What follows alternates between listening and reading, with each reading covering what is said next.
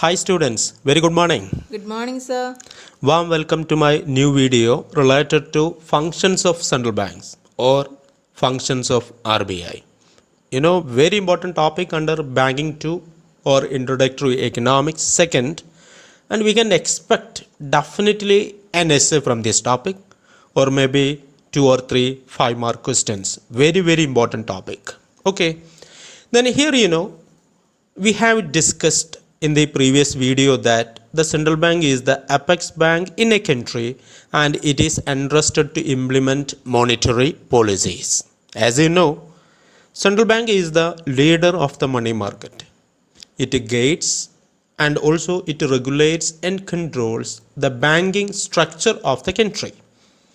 Central bank also helps to achieve growth with price stability. That is the primary duty of the central bank. Okay. Have you watched the previous video on RBI and its introduction? Yeah, really, I watched it. Okay, please, you must watch that previous video and you will get a good idea about what is a central bank or definition of central bank, and also the structure and the management of RBI, that is India Central Bank, Reserve Bank of India. And I would like to discuss the following important functions of central bank that mainly advocated by M.H. de Kock in his comprehensive definition of central bank, which is unanimously agreed by most of the monetary economists. I think you got the point. Can I move to next slide? Excuse me, sir. Who is M.H. de Kock? Yeah, good question. M.H. de Kock, that is Michael Hendrik de Kock, who was the third governor of the South African Reserve Bank, an African country. Yeah. South Africa Central Bank governor M.H. de Kock. And his term of office was from 1st July 1945 to 30th June 1962. കാരണം ദക്ഷിണാഫ്രിക്കയുടെ currency ആയിട്ട് റാൻഡിൽ അദ്ദേഹത്തിൻ്റെ signature ആയിരുന്നു. കാരണം ഗവർണറുടെ സിഗ്നേച്ചറാണ് currency മേൽ ഉണ്ടാവുക. അപ്പോൾ central ബാങ്കിനെ പറ്റി ഒത്തിരി എക്സ്പേർട്ടായിട്ടുള്ള ഒരുപാട് സംഭാവനകൾ നൽകിയിട്ടുള്ള ഒരു ബാങ്കിങ് എക്സ്പേർട്ടായിരുന്നു മൈക്കൽ ഹെൻഡ്രിക് ഡി കോക്ക്. അപ്പോൾ അദ്ദേഹം നൽകിയിട്ടുള്ള ഡെഫിനേഷനാണ് നമ്മളിവിടെ എന്ത് ചെയ്യുന്നത്, ഫങ്ഷൻസ് ഓഫ് സെൻട്രൽ ബാങ്ക്സ് ആയിട്ട് ഡിസ്കസ് ചെയ്യാൻ പോകുന്നത്. അതുപോലെ തന്നെ വളരെ ഇൻട്രസ്റ്റിംഗ് ആയിട്ട് അദ്ദേഹത്തിൻ്റെ മകൻ doctor G.P.C. de Kock also served as a governor of the South African Reserve Bank. From the slide you can see his photo, M.H. de Kock, and his important work was central banking. It is also available in many of the libraries of our college, and you can collect it and you can read it. And the title of the book is Central Banking. Okay. Now, what are the major functions of central banks? ഇവിടെ 1 by 1 ആയിട്ട് നമ്മൾ discuss ചെയ്യണം. വളരെ comprehensive ആയിട്ടുള്ളൊരു ടോപ്പിക്കാണ്. It is given by M.H. de Kock. You can see there are important 7 functions that we are going to discuss. ഇന്ന് ഈ വീഡിയോയിലൂടെ നമ്മൾ ഡിസ്കസ് ചെയ്യാൻ പോകുന്ന ഫസ്റ്റ് ഫംഗ്ഷനാണ്, that is regulator of currency. Can you say or can you list out the functions of central bank that advocated by M.H. de Kock? Yeah, of course. First one, regulator of currency, banker, fiscal agent and advisor to the government, custodian of cash reserves of commercial banks, custody and management of foreign exchange reserves, lender of the last resort, banking of central clearance, and controller of credit. Okay, very good.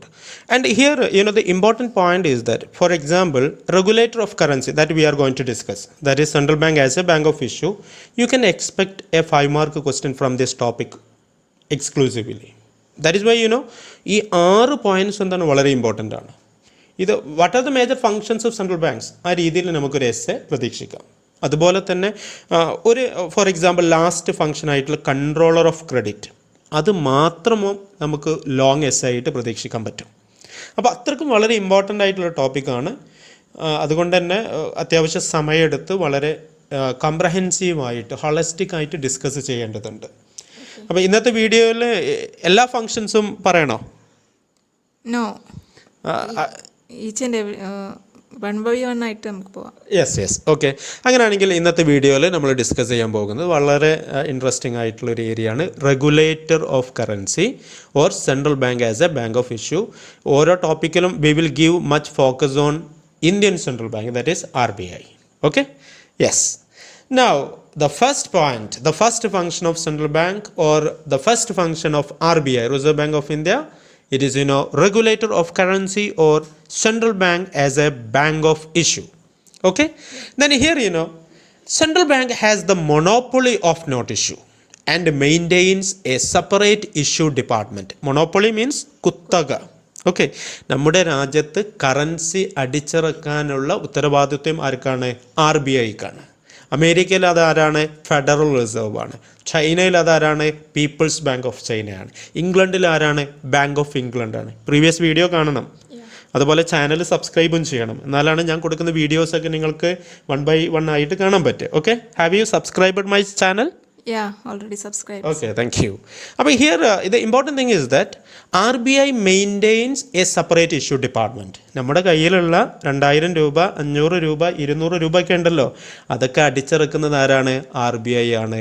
ആ പണം ഉപയോഗിച്ചിട്ടാണ് രാജ്യത്ത് എന്ത് നടക്കുന്നത്? സാമ്പത്തിക പ്രവർത്തനങ്ങൾ സ്മൂത്തായിട്ട് നടക്കുന്നത്. പ്രൊഡക്ഷൻ, കൺസംഷൻ, എക്സ്ചേഞ്ച്, എല്ലാ കാര്യങ്ങളും നടക്കുന്നത് അതുകൊണ്ടാണ്. ഈ കറൻസി ഇല്ലായിരുന്ന ഒരു കാലം ഉണ്ടായിരുന്നു, അന്നൊക്കെ ബാർട്ടർ സിസ്റ്റം ആയിരുന്നു. That is exchanging one good for another good. ഒരുപാട് ഡിഫിക്കൽട്ടീസ് ഉണ്ടായിരുന്നു. അതൊക്കെ മറികടന്ന് നമ്മൾ എന്തിലെത്തി? കറൻസി സിസ്റ്റത്തിലേക്ക് എത്തി. ലോകത്ത് ആദ്യമായിട്ട് കറൻസി അടിച്ചിറക്കിയ രാജ്യമാണ് ചൈന. ഓക്കെ, അപ്പോൾ ഇത്രയും വളരെ ഇമ്പോർട്ടൻ്റ് ആയിട്ടുള്ളൊരു പോയിൻ്റാണ്. And another important thing is that notes issued by RBI or central bank circulate as legal tender money. That is very important point. That is the currency that issued by in India or that issued by RBI in India which circulated as legal tender money. That is the key word, please underline it, please note that point. And yeah. Sir, I have a doubt. What's the meaning of this legal tender money? Okay, very good question. Legal tender is the money that is recognized by the law of the land as valid for payment of debt. It must be accepted for discharge of debt. For example, the RBI Act of 1934, which gives the central bank the sole right to issue bank notes, which states that every bank note shall be legal tender at any place in India in payment for the amount expressed therein. Okay, I will explain in Malayalam in a simple way. Legal tender എന്ന് പറഞ്ഞാൽ, ഇപ്പം for example ഞാൻ താങ്കൾക്ക് 10,000 രൂപ തരാനുണ്ടെന്ന് വിചാരിക്കുക. ഞാൻ നിങ്ങളുടെ അടുത്ത് നിന്ന് കടം വാങ്ങിയിട്ടുണ്ട്. ഓക്കെ, അപ്പോൾ ഞാൻ എന്ത് ചെയ്തു? 2000 രൂപയുടെ 5 കറൻസീസ് നിങ്ങൾക്ക് തിരിച്ചു തന്നു. എന്തിനു വേണ്ടിയിട്ടാണ്? ഞാൻ നിങ്ങളോട് അടുത്തുനിന്ന് വാങ്ങിയ പണം തിരിച്ചു തരാണ്. നിങ്ങൾ പറഞ്ഞു എനിക്കത് പറ്റില്ല, ഞാൻ അത് സ്വീകരിക്കില്ല. അങ്ങനെ ഇന്ത്യയിൽ പറയാൻ പാടില്ല. കാരണം എന്താ? ഇത് ലീഗൽ ടെൻഡറാണ്. നിങ്ങൾ ആ പണം സ്വീകരിക്കൽ നിർബന്ധം. അല്ലെങ്കിൽ എനിക്കെന്താ ചെയ്യാം? നിങ്ങളെതിരിൽ കേസ് കൊടുക്കാം. ഓക്കെ, അപ്പോൾ നമ്മുടെ രാജ്യത്ത് payment, settlement, discharge of obligations in the form of debt, വായ്പ, ഈ കാര്യങ്ങളൊക്കെ മീറ്റ് ചെയ്യുന്നതിന് പരസ്പരം എന്ത് ചെയ്യണം? ഇന്ത്യൻ കറൻസി ഉപയോഗിക്കണം ഇന്ത്യയിൽ. ഓക്കെ, ഞാൻ നിങ്ങൾക്ക് 10,000 രൂപ തരുന്നതിന് പകരം ഒരു ചെക്ക് തരാണ്, അല്ലെങ്കിൽ വേറെ എന്തെങ്കിലും പ്രോമിസറി നോട്ട് അങ്ങനെ എന്തെങ്കിലും തരാണെന്ന് അസ്യൂം ചെയ്യുക. നിങ്ങൾ പറയാണ് ഞാനത് സ്വീകരിക്കൂല, എനിക്ക് പണമായിട്ട് വേണം, അല്ലെങ്കിൽ വേറെ എന്തെങ്കിലും വേണം. അങ്ങനെയാണെങ്കിൽ എനിക്ക് നിങ്ങളെതിരിൽ കേസ് കൊടുക്കാൻ പറ്റില്ല. കാരണം എന്താ? നമ്മുടെ കാണുന്ന കൊമേഴ്ഷ്യൽ ബിൽസ് അല്ലെങ്കിൽ treasury bills, bill of exchange ഒക്കെ എന്തല്ല? ലീഗൽ ടെൻഡർ അല്ല. ലീഗൽ ടെൻഡർ ആയിട്ട് ഏതാണുള്ളത്? RBI അടിച്ചിറക്കിയിട്ടുള്ള പണമാണ്. ഓക്കെ, അതുപോലെ നമുക്ക് പത്രത്തിലൊക്കെ നമ്മൾ കാണാറുണ്ട് ബിറ്റ്കോയിൻ എന്ന് പറഞ്ഞാൽ അതൊരു വിർച്വൽ കറൻസിയാണ്. ഈ വിർച്വൽ കറൻസിയും എന്തല്ല? ലീഗൽ ടെൻഡർ അല്ല. ഇപ്പോൾ നിങ്ങൾക്ക് വായ്പ തിരിച്ചു തരുന്നത് ബിറ്റ്കോയിൻസിലാണെങ്കിൽ നിങ്ങൾക്ക് പറയാമെന്ത്? ആ പണം ഞാൻ സ്വീകരിക്കൂല എന്ന് പറഞ്ഞാൽ എനിക്ക് ആക്ഷൻ എടുക്കാൻ പറ്റില്ല. ഓക്കെ, അപ്പോൾ നിങ്ങൾ ആലോചിച്ച് നോക്കാൻ, നമ്മളെ കയ്യിൽ 2000 രൂപ എന്ന് പറയുന്നത് വെറും പേപ്പറാണ്, എ പീസ് ഓഫ് പേപ്പറാണ്. ആ പേപ്പർ ആളുകൾ കോൺഫിഡൻസോട് കൂടിയിട്ട് സ്വീകരിക്കാൻ തയ്യാറായത് എന്തോടാ? It is issued by the RBI. Okay, നമ്മുടെ രാജ്യത്ത് ഈ സാമ്പത്തിക പ്രവർത്തനങ്ങളൊക്കെ ഇത്ര സ്മൂത്തായിട്ട് നടക്കുന്നത് അതുകൊണ്ടാണ്. Okay, so the central bank is responsible to follow strict laws and policies while issuing notes. Please note that point. It is needed to keep reserves of gold and foreign currencies or securities. Okay, you can see from the slide, some currencies, especially 2000, in which you can see a sign of the RBI governor. ആ നോട്ട്സിൽ കാണുന്ന RBI ഗവർണറുടെ sign എന്ന് പറയുന്നത് ഊർജിത് പട്ടേല, നമ്മുടെ former RBI ഗവർണറാണ്. അദ്ദേഹം resign ചെയ്തതിന് ശേഷമാണ് ഇപ്പോഴത്തെ RBI ഗവർണർ ആരാണ്? ശക്തികാന്ത ദാസ്. ഓക്കെ, 25ാമത്തെ RBI ഗവർണറാണ്. ഇപ്പം നിങ്ങൾ കയ്യിൽ പുതിയ നോട്ട് ഉണ്ടെങ്കിൽ ആരുടെ സൈൻ ഉണ്ടാവുക? Shaktikanta Das. Okay, who is the current RBI governor. You can see a term, a statement or sentence. Can you read it? Yeah. That is, I promise to pay the bearer the sum of 2,000 rupees. Okay, നിങ്ങളുടെ കയ്യിലുണ്ടെങ്കിൽ currencies എടുത്ത് നോക്കാൻ നിങ്ങൾ കാണാൻ പറ്റും. മുകളിൽ ഹിന്ദിയിലുണ്ടാവും, താഴെ ഇംഗ്ലീഷിൽ കാണും. RBIൻ്റെ ഗവർണറുടെ സൈന് കാണാൻ പറ്റും. എന്താ എഴുതിയത്? ഐ പ്രോമിസ്, ഞാൻ ഗ്യാരണ്ടി നൽകുകയാണ്, ഉറപ്പ് നൽകുകയാണ്. ടു പേ ദ ബിയറർ, ആരാണോ കൈവശം വെക്കുന്നത്, എന്ത്? ദ സം ഓഫ് 2,000 rupees, 2000 രൂപ, ആ മൂല്യം, ആ വാല്യൂ നിങ്ങൾക്ക് പ്രോമിസ് ചെയ്യാണ്. ഈ പ്രോമിസാണ് നമ്മുടെ കോൺഫിഡൻസ്. അതാണ് ഈ കറൻസിയുടെ വാല്യൂ. ആ കോൺഫിഡൻസ് ആളുകൾക്ക് നഷ്ടപ്പെട്ടാൽ എന്തായി? പിന്നെ ആ കറൻസിക്ക് മൂല്യമില്ല. ഞാൻ കൂടുതലൊന്നും പറയണ്ട, നമുക്കറിയാം ഡിമോണിറ്റൈസേഷൻ, ആരും മറക്കില്ല. അത് നരേന്ദ്രമോദി അനൗൺസ് ചെയ്തിട്ടുള്ള demonetisation of notes 500 and 1000. Okay, എന്നായിരുന്നു ഡിമോണിറ്റൈസേഷൻ? ആരും ആ ഡേറ്റ് മറന്നിട്ടുണ്ടാവില്ല. എന്നായിരുന്നു? 8th November 2016. ഓക്കെ, ആ സമയത്ത് നമ്മുടെ നരേന്ദ്രമോദി പറഞ്ഞതാണെന്ത്? There should be ceased to be legal tender of 500 and 1000 notes. നമ്മുടെ കയ്യിലുള്ള 500-ൻ്റെയും പഴയ 1000-ൻ്റെ നോട്ട്സൊക്കെ അല്ലായിരുന്നു, അതിൻ്റെ ലീഗൽ ടെൻഡർ അവസാനിച്ചിരിക്കുന്നു, എടുത്തു കളഞ്ഞിരിക്കുന്നു. അതെന്തായി? മിയർ പേപ്പേഴ്സ്, നമ്മുടെ കയ്യിലുള്ള പേപ്പറായിട്ട് മാറി. ഓക്കെ, അപ്പം ലീഗൽ ടെൻഡർ എന്ന് പറയുന്നത് വളരെ ഇമ്പോർട്ടൻ്റ് ആണ്. അപ്പം നമുക്ക് ഇവിടെ പ്രത്യേകം മനസ്സിലാക്കേണ്ടത്, when a currency note of a particular denomination ceases, that is stopped to be a legal tender, it is termed as demonetization, that announced by Narendra Modi on 8th November 2016. നമുക്കറിയാം demonetization നടത്തിയത് എന്തിനായിരുന്നു? That is to control unaccounted wealth, to eliminate tax evasion, that is black money, and also to prevent terror finance, and also to unearth or to prevent counterfeit currency. Okay, and now okay. I have a doubt. Yeah. What is the difference between the fake currency and black currencies? Yeah, very good question. Many of the students believed that both are same, but there are some difference. For example, fake currency എന്ന് പറഞ്ഞാൽ വ്യാജനാണ്, കള്ള not. അങ്ങനെ പറഞ്ഞാൽ RBI ആണ് പണം അടിച്ചിറക്കുന്നത് ഇന്ത്യയിൽ. അതിൻ്റെ പകരം ഞാൻ സ്വന്തമായിട്ട് പണം അടിച്ചിറക്കുക, അതിൻ്റെ പ്രിൻറ്റും കാര്യങ്ങളും അതേ രീതിയിൽ എന്ത് ചെയ്യുക, പണം ഞാൻ അടിച്ചിറക്കിയിട്ട് സർക്കുലേറ്റ് ചെയ്യുക. അതിന് പറയുന്ന പേരാണ് എന്ത്? Fake currency. Okay, black currency എന്ന് പറഞ്ഞാൽ എനിക്ക് പണം ലീഗലായിട്ട് തന്നെ കിട്ടുന്നുണ്ട്, കാരണം RBI അടിച്ചിറക്കുന്ന പണം തന്നെയാണ്. ബട്ട് എനിക്ക് 10 ലക്ഷം രൂപ ഉണ്ട് എൻ്റെ കയ്യിൽ. പക്ഷേ ഞാൻ ഗവൺമെൻറ്റിനോട് പറഞ്ഞു എനിക്ക് 5 ലക്ഷം രൂപയേ ഉള്ളൂ, അതിൻ്റെ ടാക്സ് ഞാൻ കൊടുക്കുന്നുള്ളൂ. ബാക്കി വരുന്ന 5 ലക്ഷം ഞാൻ എന്താണ്? ടാക്സ് കൊടുക്കാത്ത പണമാണ്. ആ ടാക്സ് കൊടുക്കാത്ത പണത്തെ നമ്മൾ എന്ത് വിളിക്കും? ബ്ലാക്ക് മണി എന്ന് വിളിക്കും. ഓക്കെ, ഒന്ന് കള്ളപ്പണമാണ്, മറ്റതെന്താണ്? വ്യാജനാണ്. Okay, and see the RBI is permitted to print currency up to 10,000 rupee notes. That is specifically section 22 of the RBI Act gives the bank the authority to issue currency notes. അപ്പോൾ ഇന്ത്യയിൽ നിങ്ങൾ പ്രത്യേകം ശ്രദ്ധിക്കുക, 10,000 രൂപ വരെ ആർക്ക് പണം അടിച്ചിറക്കാം? RBIക്ക് പണം ആ ഡിനോമിനേഷനിൽ. ഇപ്പം നിങ്ങൾ ആലോചിച്ച് നോക്കുക, നമ്മുടെ 2000 രൂപയുടെ കറൻസി കൊണ്ടുവന്നു അല്ലേ, പുതിയ കറൻസി കൊണ്ടുവന്നു. That not required any amendment in the RBI Act of 1934. RBI act 1934 ഒരു മാറ്റം വരുത്തിയിട്ടില്ല. കാരണം എന്താ? ആ ആക്റ്റിൽ പറയുന്നുണ്ട് ₹1 മുതൽ 10,000 രൂപ വരെയുള്ള ഡിനോമിനേഷൻസിൽ എത്രയും പണം RBIക്ക് അടിച്ചിറക്കാം. അതിൻ്റെ അടിസ്ഥാനത്തിൽ ഇപ്പോൾ 200 പുതിയ കറൻസിയാണ്. ഇങ്ങനെ ഈ പുതിയ കറൻസി കൊണ്ടുവരുന്നതിനൊരു പേരുണ്ട്, റീമോണിറ്റൈസേഷൻ എന്ന് വിളിക്കുക. ഉള്ള കറൻസിയെ ലീഗൽ ടെൻഡർ എടുത്തു കളയുന്നതിന് എന്താ വിളിക്കുക? ഡിമോണിറ്റൈസേഷൻ. ഓക്കെ, പുതിയ ഇപ്പോൾ 2000 രൂപ അതുപോലെ 200 രൂപേൻ്റെ കറൻസി പുതിയ 500 രൂപക്ക് കൊണ്ടുവന്നു, അതിനൊക്കെ എന്താ വിളിക്കുക? റീമോണിറ്റൈസേഷൻ. ഓക്കെ, ഇക്കോണമിയിലേക്ക് പുതിയത് കൊണ്ടുവരിക. അപ്പോൾ ഒരു കാര്യം മനസ്സിലാക്കുക, section 26 close 2 of the RBI act of 1934 gives the power to RBI to demonetize the existing currencies. Okay, അപ്പോൾ ഇത്രയും പോയിന്റ്സ് നിങ്ങൾ മനസ്സിലുണ്ടാവണം. I have doubt. ഈ ആദ്യമായിട്ടാണ് നമ്മളെ ഇന്ത്യയിൽ നോട്ട് നിരോധനം നടപ്പിലാക്കുന്നത് 2016? Okay, good question. ഓക്കെ, ഇതിന് മുമ്പ് 2 പ്രാവശ്യം നമ്മൾ ഡിമോണിറ്റൈസ് ചെയ്തിട്ടുണ്ട്. ഒന്ന് നമുക്ക് സ്വാതന്ത്ര്യം കിട്ടുന്നതിന് മുമ്പ് 1946 നമ്മൾ എന്ത് ചെയ്തിട്ടുണ്ട്? 10,000 രൂപ, 5,000 രൂപ അതുപോലെ 1000 രൂപയുടെ കറൻസീസ് നമ്മൾ എന്ത് ചെയ്തിട്ടുണ്ട്? ഡിമോണിറ്റൈസ് ചെയ്തിട്ടുണ്ട്.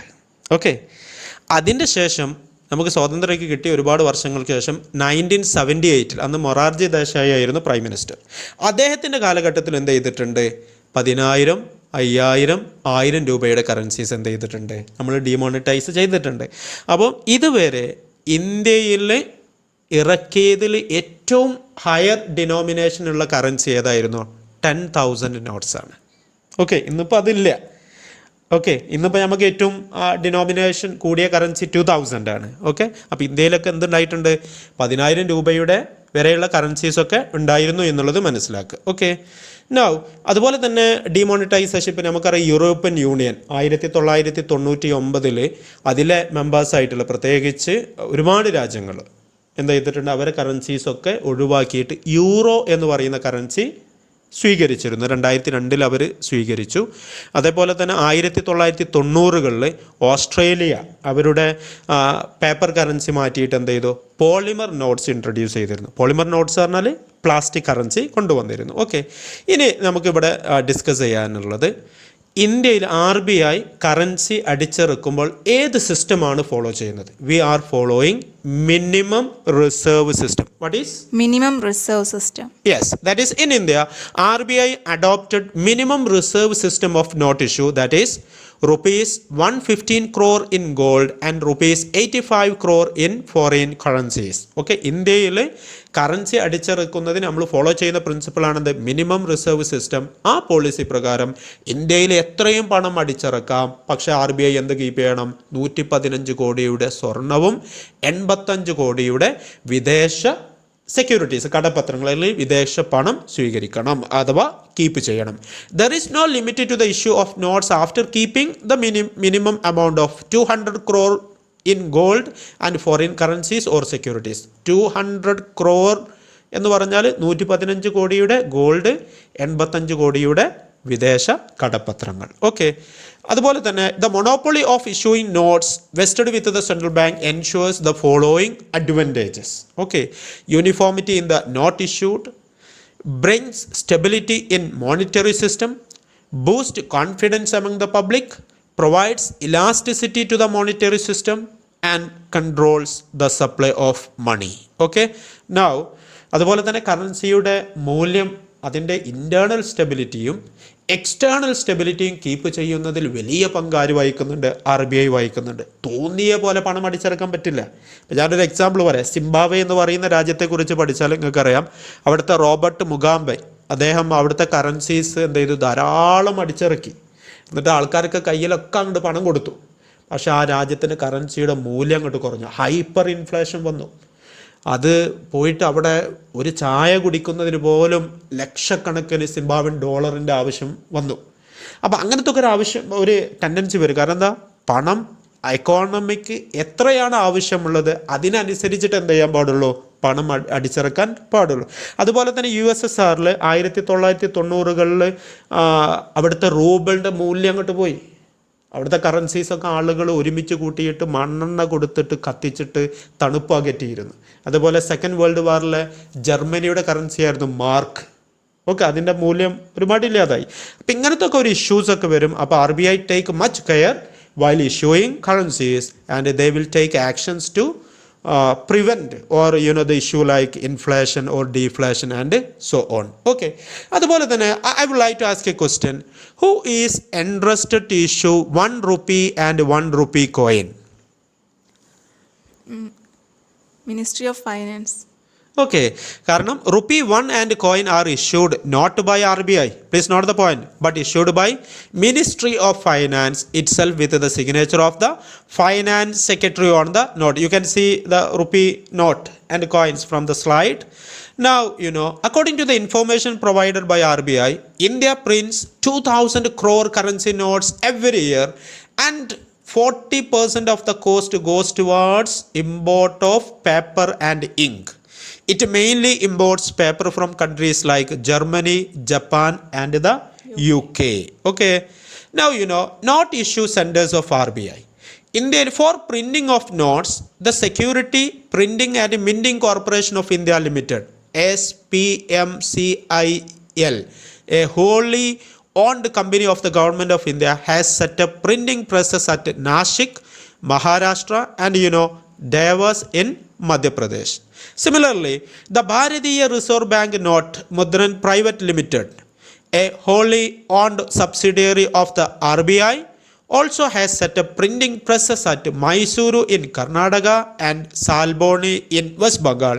In all, there are 4 printing presses. Okay, അപ്പോൾ ഇന്ത്യയിൽ 4 പ്രധാനപ്പെട്ട നോട്ട് ഇഷ്യൂ സെൻറ്റേഴ്സ് ഉണ്ട്. ഓക്കെ, അത് മാനേജ് ചെയ്യുന്നത് നമ്മൾ കാര്യങ്ങൾ പറഞ്ഞു. ഈ നോട്ട് ഇഷ്യൂ സെൻറ്റേഴ്സ് എവിടെയാണ് ആ സെൻറ്റേഴ്സ് വരുന്നത്? Devas in Madhya Pradesh, Nashik in Maharashtra, Mysore in Karnataka, and Salboni in West Bengal.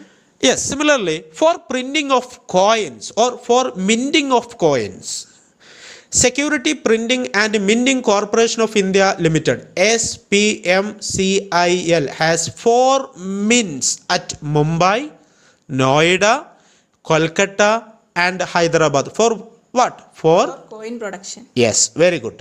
Now, we will discuss the remaining functions of RBI in the upcoming video. Please refer to my book, Bankng II, in which I have discussed the whole functions of central bank and the other topics in a very lucid format with interesting illustrations. You can also watch my previous videos from my YouTube channel, Naushad Chengodan, and you can watch and you can subscribe my channel, and you can also share my videos, and you can also visit to my website naushadchengodan.in. and okay, have a nice day. Wish you all the very best. Thank you. Thank you, sir.